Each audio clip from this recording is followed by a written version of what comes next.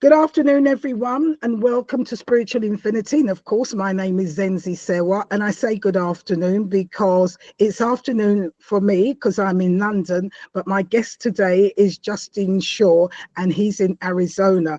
And of course, it's early morning. When I say early morning, around 8, 9 o'clock in the morning his time. So it's afternoon for me, and good morning for Justin. And my guest here, as usual, is here to talk about their spiritual journey of connection, what made them connect.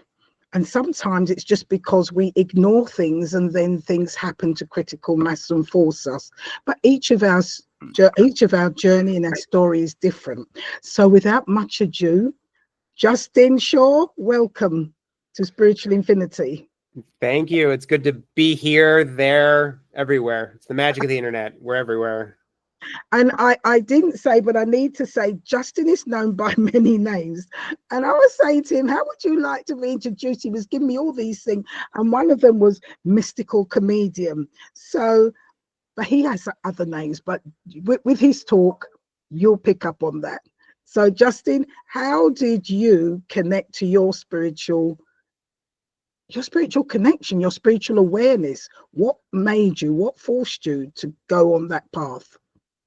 Yeah, it was definitely, it's quite a journey. So I'll kind of, I won't get too long-winded into it because there's lots to talk about, but it's always good to know kind of a little bit of background of, who you're trying to connect with. I always found, when I was sharing with people that, empathy and sympathy are two different things. Sympathy is someone who listens to you talk and listens to the pain, whereas empathy is someone who actually feels the pain with you. So it's important that, people know I've been through quite a bit, so I understand. And it's never to say, woe's me, like anything like that. This is about, just letting you know that I've had my fair share and I get it. So, the kind of beginnings, I grew up in a very passively, like I was told to go to Sunday school growing up, but my parents never went, and then that wasn't anything important to them. They just had me go because you learn morals, and there's some stuff in there. But after having kind of a couple crappy teachers, I was over it. Once I had a say in the matter, which was 12, 13. Eventually someone has a say. It's like, I don't want to do this anymore. You can't make me. And I was around 12 years old. So I was like, okay, I'm done with this. And so there was no connection there the whole time. And like, you can have good teachers, spiritual teachers, or but then you have a couple crappy ones, and religion can be ruined real quickly. So I grew up in a very emotionally suppressive household. It was just, just the word love was not mentioned in my house. There was no sort of guidance as, like, what do you want to do with your life? Here's, stay away from, these people, maybe let's talk about drugs or sex. These are topics that just simply were completely avoided, because anything sort of approaching vulnerability or emotion was something. And it was mostly just me and my mom growing up. They got divorced, and my dad was here and there. He was more there when I was younger, but the marriage was really not good. So it made sense why he stayed away quite a bit. Okay. And then they got divorced in middle school. But even if he was around, he's kind of an emotional enigma as well. And so, and there was no brothers and sisters around, so it was just me and my mom, and she was dealing with her own pain and emotion and anxiety and troubled childhood. And so we kind of were in our rooms a lot of the time. So I kind of grew up in my own world of kind of imagination and humor and pop culture and movies and TV shows and video games, and kind of in my own world, because that's where I was most of the time. So and there's a lot of that of course, in my book, but there really wasn't, any sort of spiritual guidance or anything like that. So and if you don't tell a child that they're important, valued, loved, a child looks to the world for these things, and the world is always going to tell them they're unimportant, unloved, unsafe, unvalued. And that's what happened with me. So those beliefs were now created as a very as a child, and that kind of leaked into my teens and 20s, where I just went crazy, and I found an escape from my pain in drugs and alcohol. And that was something that, my 20s were just a complete dumpster fire. I mean, they were just, it was just, I spent nights on park benches, rehabs, halfway houses, jails. My 20s were a nightmare, truly a nightmare. So through all that, I towards the end of my 20s, everything really stops becoming fun, and everything gets really serious. And I was just finally towards the tail end of my 20s, I was like, I need something. This is not working well. This is not working for me at all right now. So that's when I went to rehab, and it was treatment center. That was a faith-based treatment center. And I kind of remembered, Sunday school and childhood, and was like, okay, this whole Christianity thing, let's give this a go. So, and in the treatment center, there was a moment where everyone kind of gathered around and prayed, and there was this kind of healing moment where I felt different. And I was kind of like, like, oh, what is this? This feels different. I kind of like this. So how do I get more of that? And, and now I know that this is a feeling that was brought on by, my own belief in healing. It wasn't necessarily any of the religion or dogma attached to this, but that's how kind of people get you. And in cults, this happens, they have this awakening moment, and then the cult will kind of tell us, well, that was a leader that caused that. So now you're, if you want any more of that, now you're indebted to this leader. And, a religion, it's more of kind of the dogma attached to the religion. Well, okay. So when they got to start going to church, you got to follow these rules and do this, because if you want more than that, this is the way to get it. When in fact I could have believed, Batman was my savior and had the same healing effect happen. It was the belief in myself and the power of healing that overcame me.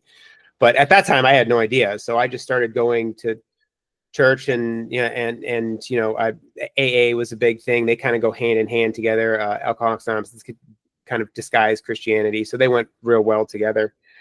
And that worked for a while, and until it didn't. And I've figured out that Christianity is this beautiful mansion, right? Like it's this beautiful, amazing mansion, but it is built on a cracked foundation of fear and judgment. Yeah. And the other thing about the mansion is they don't want you to go outside the mansion and look at other religions and other things and other belief systems. They need you to stay in the mansion, and they kind of tell you that that it's a nuclear holocaust out there, and if you go outside the mansion, you will die. And it's that kind of programming and mentality that's like that gets people like, oh, meditation is scary. Oh, like I shouldn't do yoga, or like these things that are like indoctrinated into this Christianity. That once I started going outside the mansion and realizing that, oh wow, this isn't a nuclear holocaust. This is beautiful out here. This is amazing. There's so much to explore out here. And that was it. Once I kind of left the mansion, there was no going back, because that fear and judgment affected me heavily in my adulthood. Before I discovered this instant healing, this source energy that I'll get into, there was several things in my adulthood that happened that were really nasty, starting with my mother's slow demise. She got terminal cancer, and so her body and mind started to disintegrate over a year's time period. And that's bad enough, but the fact that I had this programming from all these pastors saying that my mom she wasn't a Christian, she didn't go to church, so therefore she's going to hell. And that was extremely traumatizing for me. That made it like really, really bad. I mean, I have a completely different outlook on death after these experiences I've had. Now I'd be excited for her and kind of get her in, but back then, I would have been. How old were you when I know you said you were at the end of the 20s when you said this is not good and I need to change? Then you went to Alcoholics Anonymous. Now, when your mother took sick and then you really looked at things even deeper, how old were you then? That was so my mom was pronounced terminal. It was at 36. So I had about 6 years of sobriety in between. Yeah. And as long as nothing bad was happening, I still wasn't dealing with my programming in the soul. And, you know, I kind of did the 12 steps and stuff, and that's enough, but it wasn't, it's enough to kind of, the focus in AA is to keep you sober.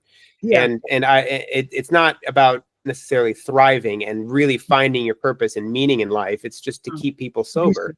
Yeah. And it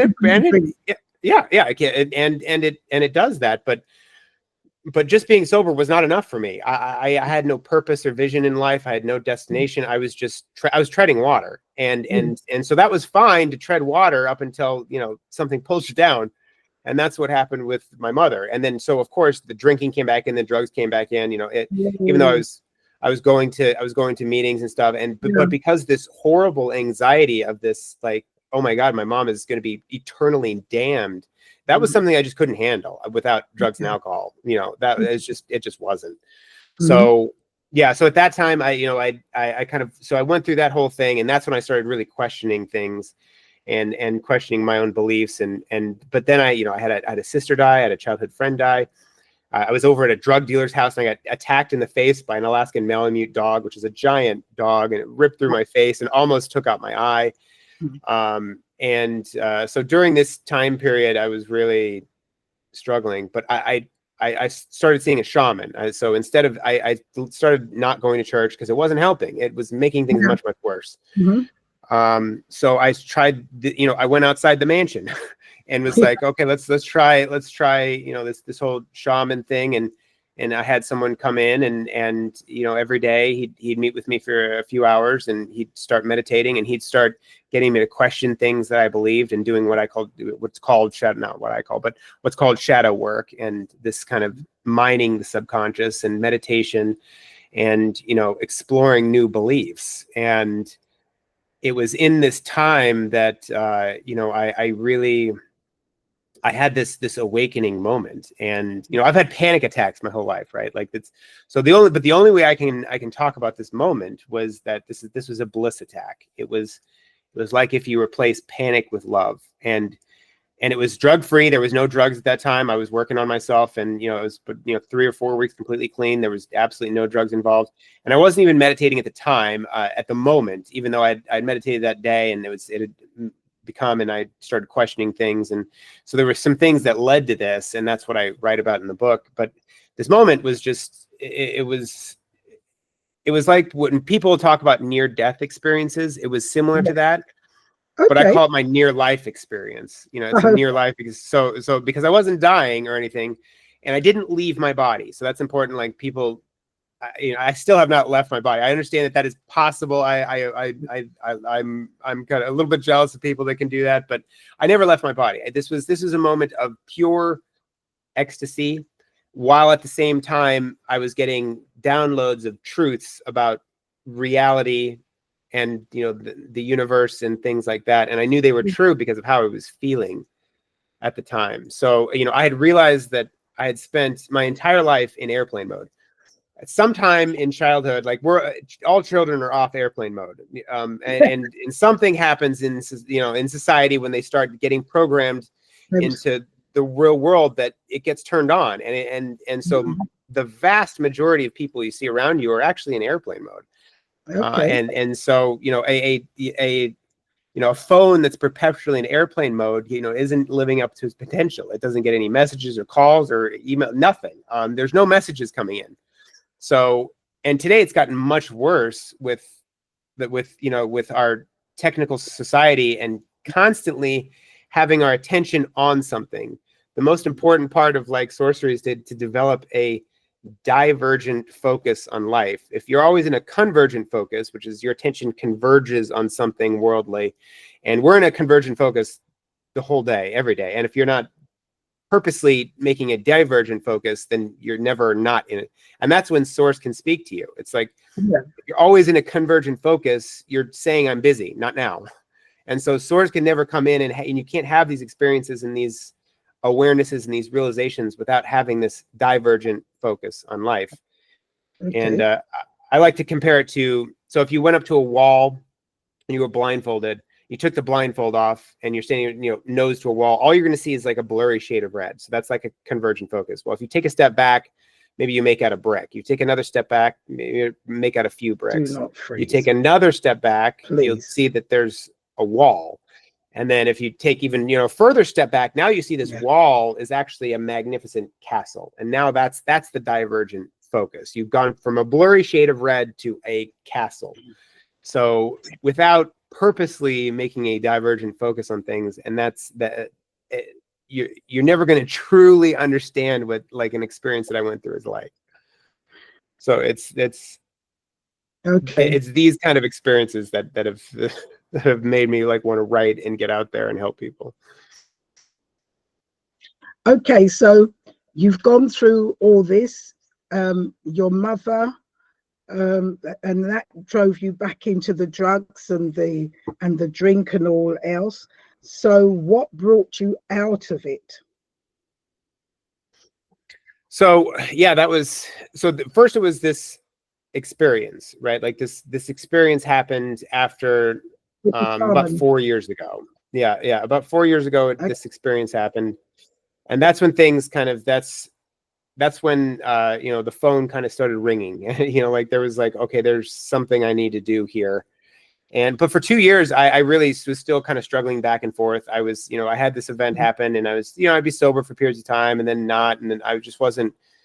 I knew what to do, but I wasn't doing it. So, you know, and that phone kept ringing. So it was after a really nasty experience in which I had a fiance, and she decided just to up and leave and move across the country and take our infant son with her. And then after that, she decided to just cut me off and change her phone number and not answer emails and just gone. So that was one of another one of those just absolute bring me to my knees moments where it was like, this is, you know, why is this happening? This is horrible. And, you know, but it was that's the universe has a kind of a twisted sense of humor sometimes. And, you know, and your greatest dream can show up as your worst nightmare. And that's what happened. That's what happened. And so, and that's when I started getting these kind of signals and things for the book. So the book is, and the book has helped me so much because it was writing it was me healing as I'm writing about how to heal. So it was like this whole thing happening. This okay, so system. Let me stop you here for a minute. Yeah. So you had these different events that happened to you that really shook you, that brought you to your knees. But so, right, so you started to write the book, but was there something, and you met a shaman and you did some work there. So was it a voice inside? Was it just a feeling? What was it that really shook you and said, stop, you need to do it this way?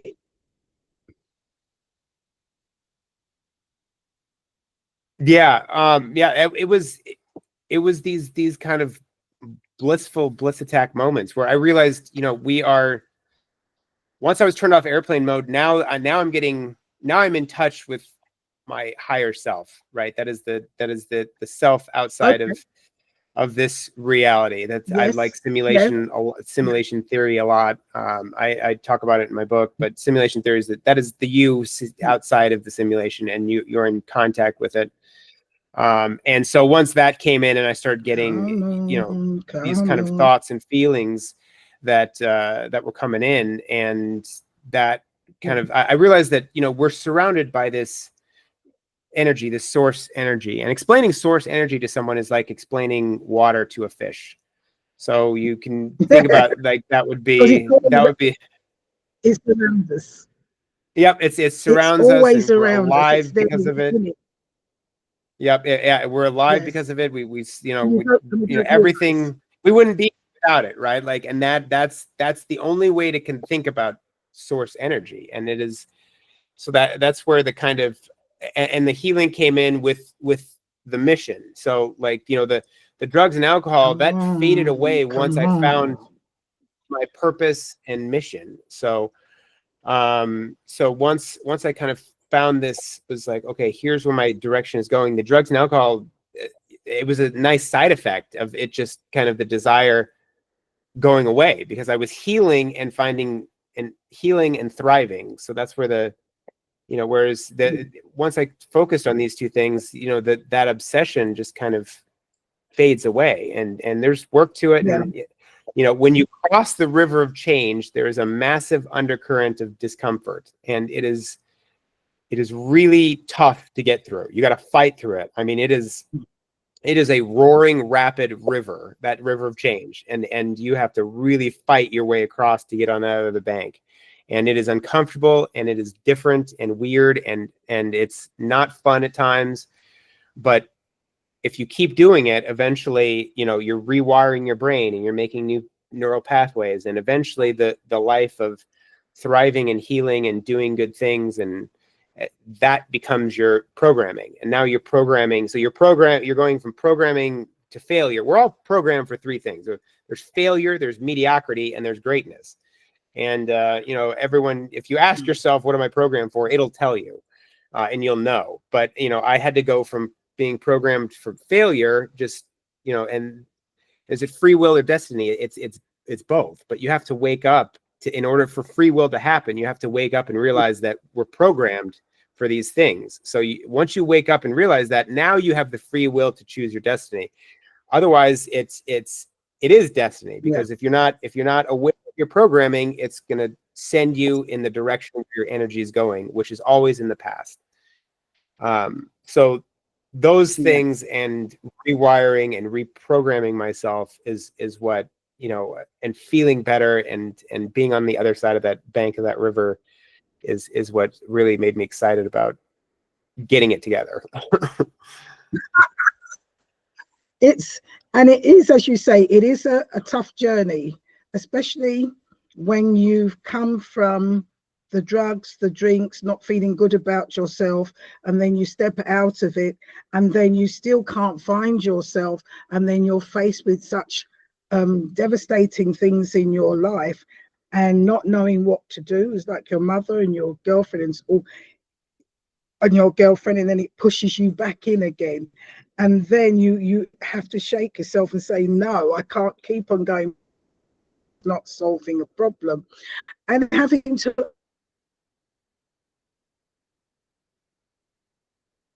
actually listen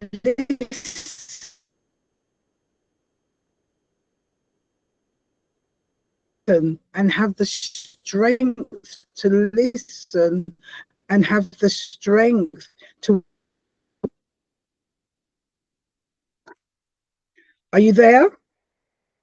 Oh, it was fading in and out. Yeah, it was. Yeah, sorry, our connection is doing some funny things, but can you hear me? Yeah. Good, sorry.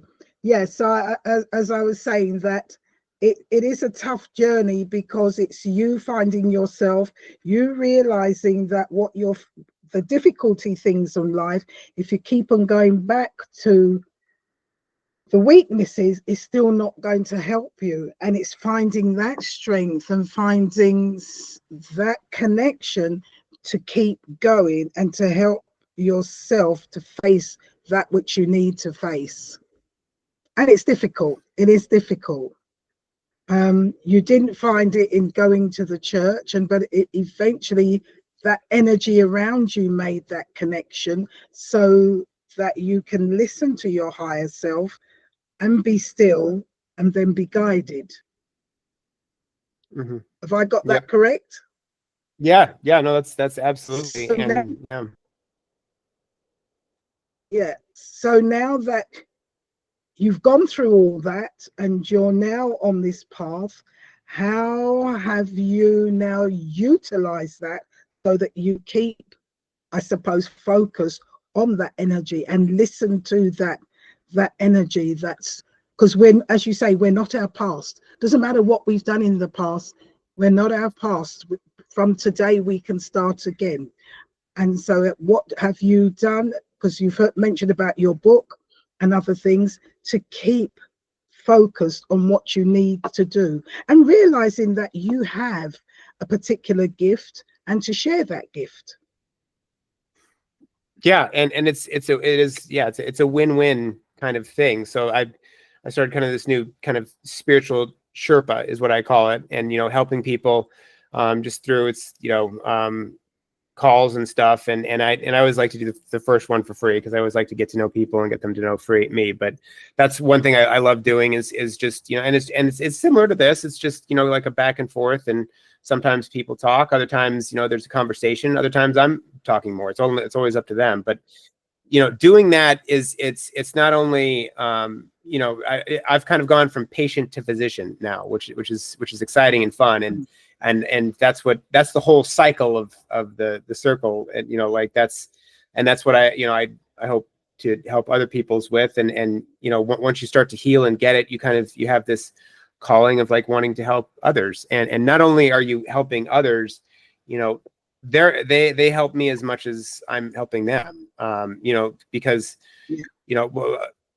for example, like I, somehow in my 20s, I graduated college.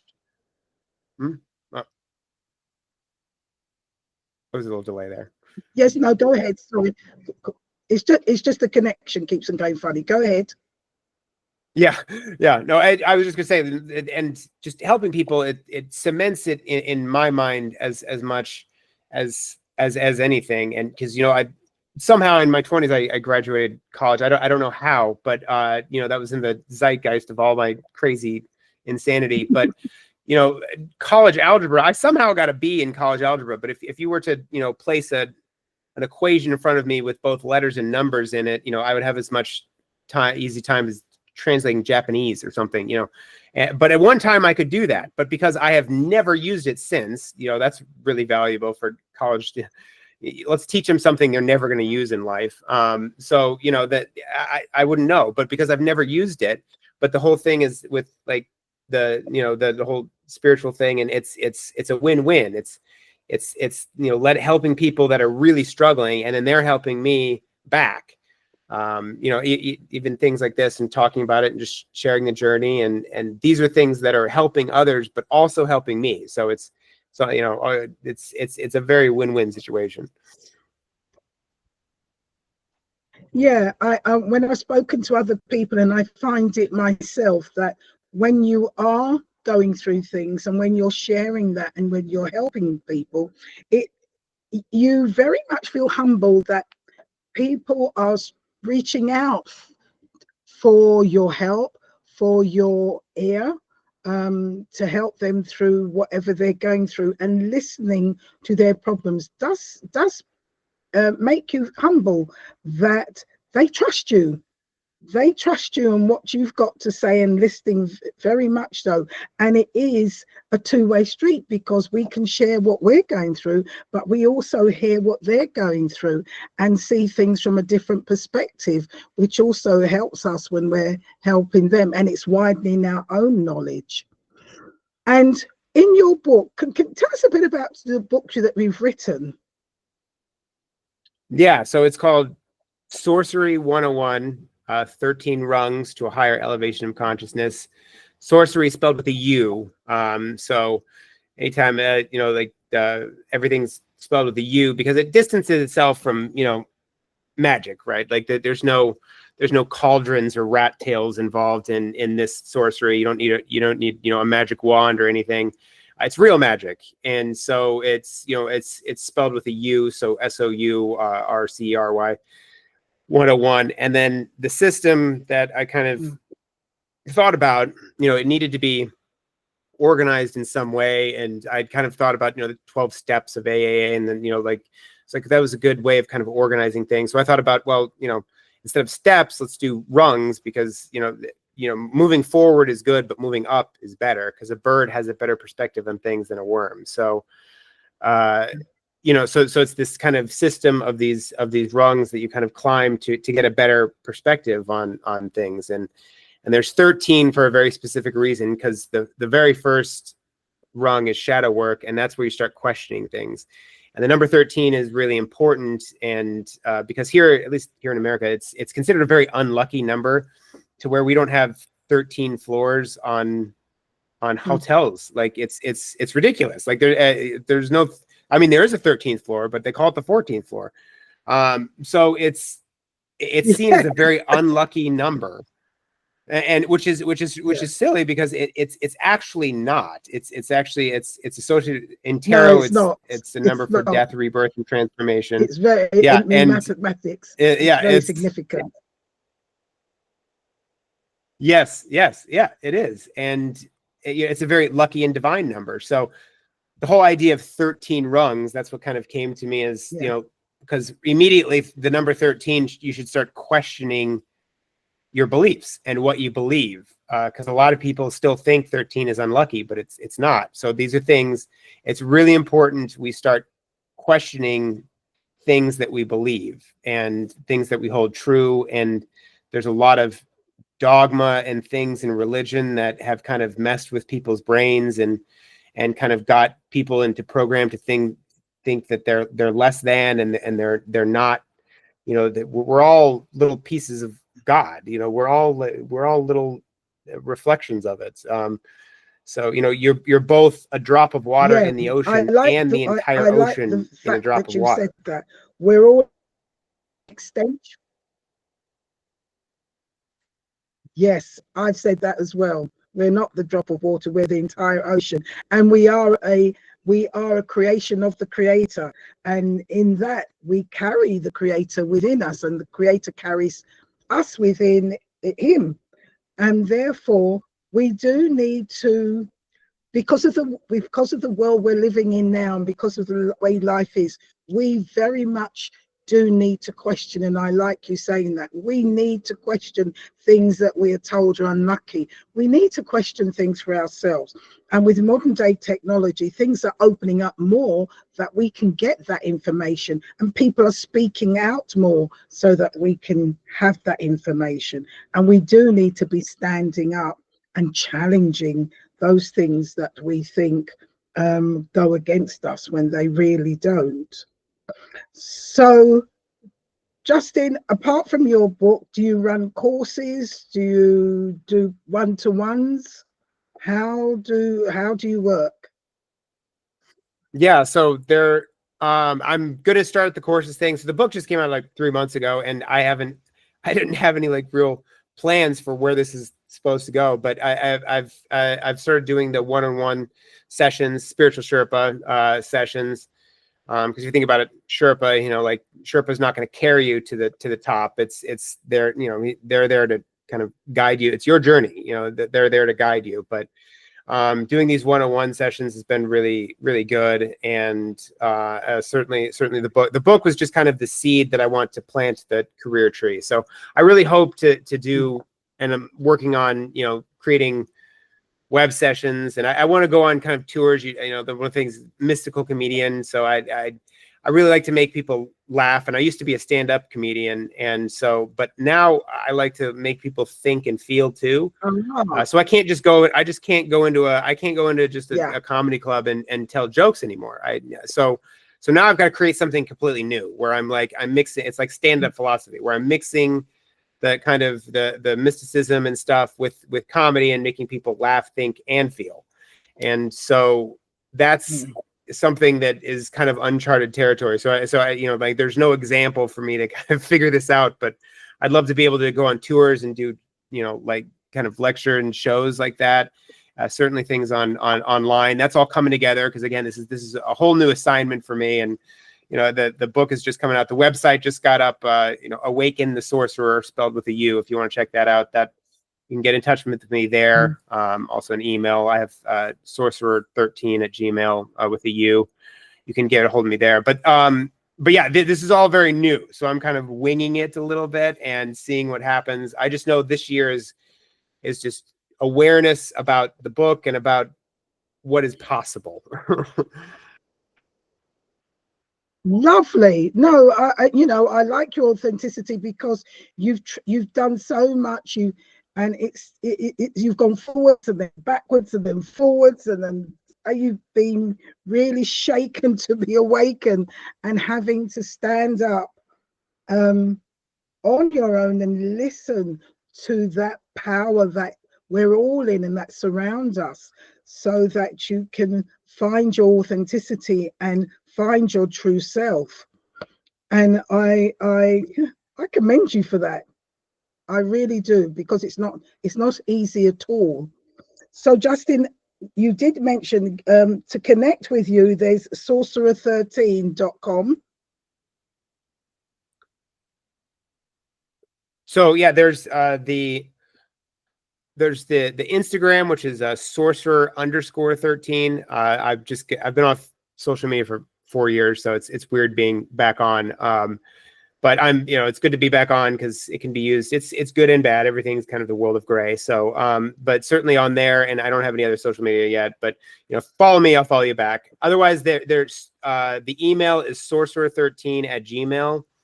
And then the website, which just got launched last week, is awakenthesorcerer.com. And that's all those sorcerer, always spelled with a U. So sorcerer 13 and awaken the sorcerer just spelled with a U. But that's all places that people can get in touch with me if you want to do. I always do a free spiritual Sherpa lesson. And even if you can't even afford the book, I'll send, if you email me, I'll send you a free ebook copy of the book, because I want to get this stuff out there, and I believe that once people start seeing what is possible out there, and having these awakening type moments that like if there's something called the Maharishi effect, where it's if we can just get 1% of any kind of given population to engage in critical thinking and meditation and these things that I kind of write about, and I'm not creating anything new. I'm just recycling ancient wisdom and making it fun and funny, and put some pop culture in it, put some humor in it, put my story in it. But this is just ancient wisdom that's been here since the beginning of time. So I can't take credit for ancient wisdom, right? But if you start to come around to this stuff, and you only get 1%, that will change the complete construct of the rest of the society and everything. And the best example is diet soda is 99% water. So 1% changes everything. Obviously, and chimpanzees are 1% away from being human. So 1% changes the entire construct of the organism. So we don't need to change everybody, but if we can just get a percentage, it will make a massive impact on everyone else. And that's what I'm out to try to do. Yeah, it's to just get people awakened to who they are and how to connect and look at themselves differently and think differently and challenge the things around them. That starts a whole new ball game. So Justin L. Shaw, thank you so much. But before I let you go, can you leave us with some little gold nugget that you want to share, or that you think it will help our listeners and viewers along their path? Yeah. I was trying, because I've got always several gold nuggets that I kind of think about. There's just a couple quick ones before I get to the kind of the main one. But one is, the journey is the destination. So please keep that in mind, and always be satisfied with what you're going through, no matter how hard it is. Another thing is question everything. So just start questioning. That's like my catchphrase. That's my motto. Like I repeat that phrase all throughout the book. Question everything. And the third thing really is something that I think will help people, especially that are struggling, with kind of the world of materialism and living. We're always told to live life like it's your last day. Like live life, it's your final day. Well, that got me nowhere, because apparently I wanted my last day to be high and drunk. So if you start living life like it's your first day, now you've got something. Start living life like it's your first day. Start questioning things. I love that. Getting curious. Yeah, it's true. And so once I kind of started thinking about that, and living life like my last day, that didn't work for me at all. That didn't work for me at all. So, but now I start, if we have this world of the first day and this curiosity of things and things around us, and imagine what it's like, being a baby in the first day, and it's what is this? What is what? If you have this curiosity, it helps so much healing. So stop living life like it's your last and start living like it's your first. That's the biggest gold nugget. And have the curiosity like a baby. That is wonderful. Justin, thank you so much. You've been absolute fun. Thank you. And to all my visitors here, thank you for being with us today. And as you can know, I will put up when I'm doing the write-up.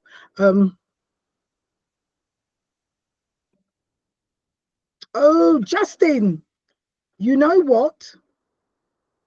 Are you still there? Yeah, I'm here. You can hear me. Do you know what, Justin? At one time, the podcast cut out. It shut down and it started up again. But when it started up, it wasn't recording. So I'm now looking to stop the recording and it's saying start the recording. And I'm thinking, oh God. Oh, really? Justin, yeah, it cut out because it came up on my screen. We've been disconnected, reconnecting again, and it reconnected and I saw it. And then you were talking and everything, and I saw the thing you're go. Kidding. Well, So yeah, on my end it says it's being recorded. That sucks. Oh.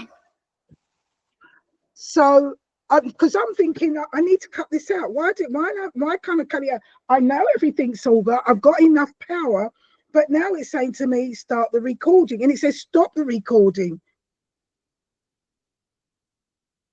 Stop recording.